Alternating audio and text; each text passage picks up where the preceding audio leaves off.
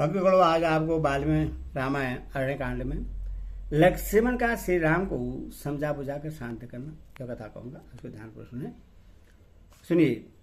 सीता हरण के शोक से पीड़ित हुई श्री राम जब उस समय संतप्त हो प्रलय कालिक अग्नि के समान समस्त लोगों का सहार करने को उद्यत हो गए और धनुष की डोरी चढ़ाकर बारंबार उसकी ओर देखने लगे तथा लंबी सांस खींचने लगे, साथ ही कल्पांत काल में रुद्रदेव की भांति समस्त संसार को दग्ध कर देने की इच्छा करने लगे। तब जिन्हें इस रूप में पहले कभी देखा नहीं गया था, उन अत्यंत कुपित हुए श्री राम की ओर देखकर लक्ष्मण हाथ जोड़ सूखे हुए मुंह से इस प्रकार बोले, आर्य, आप पहले कोमल स्वभाव से युक्त जितेंद्र और समस्त प्राणियों के हित में तत्पर रहे हैं।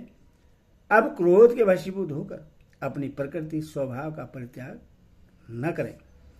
चंद्रमा में शोभा, सूर्य में प्रभा, वायु में गति और पृथ्वी में समा जैसे नित्य विराजमान रहती है, उसी प्रकार आप में सर्वोत्तम यश सदा प्रकाशित होता है।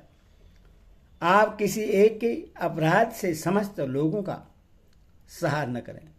मैं यह जानने की चेष्टा करता हूं कि यह टूटा हुआ युद्धोपयोगी रथ किसका है, अथवा किसने किस उद्देश्य से जुए तथा अन्य उपकरणों सहित इस रथ को तोड़ा है, इसका भी पता लगाना है।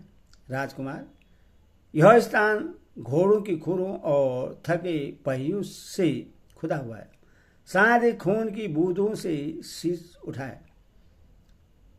इससे सिद्ध होता है कि यहां बड़ा भयंकर संग्राम हुआ था, परंतु यह संग्राम चिन्ह किसी एक की ही रथी का है, दोष रथी का है, दोष दो का नहीं।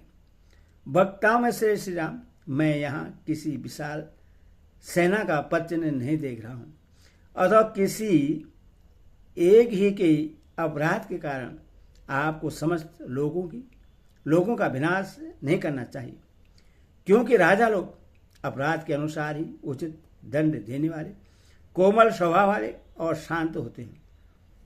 आप तो सदा ही समस्त प्राणियों की शरण देने वाले तथा उनका परम गति है। रघुनंदन, आपकी स्त्री का विनाश या अपहरण कौन अच्छा समझेगा? ऐसे यज्ञ में दीक्षित हुए पुरुष का साधु स्वभाव वाले ऋतु से कभी अप्रिय नहीं कर सकते। उसी प्रकार सरिता, समुद्र, पर्वत, देवता, गर्ध और दानव, ये कोई भी आपके प्रतिकूल आचरण नहीं कर सकते। राजन, जिसने सीता का अपहरण किया है उसी का अन्वेषण करना चाहिए। आप मेरे साथ धनुष हाथ में लेकर बड़े बड़े ऋषियों की सहायता से उसका पता लगाएं। हम सब लोग एकाग्रचित्त हो समुद्र में खोजेंगे, पर्वतों और वनों में ढूंढेंगे, नाना प्रकार की भयंकर गुफा और भांति भांति के सरोवरों को छान डालेंगे तथा देवताओं तथा गंधर्वों के लोकों में भी तलाश करेंगे। जब तक आपकी पत्नी का अपहरण करने वाली दुरात्मा का पता नहीं लगा लेंगे, तब तक हम अपना यह प्रयत्न जारी रखेंगे। कौशल नरेश, यदि हमारे शांतिपूर्ण बर्ताव से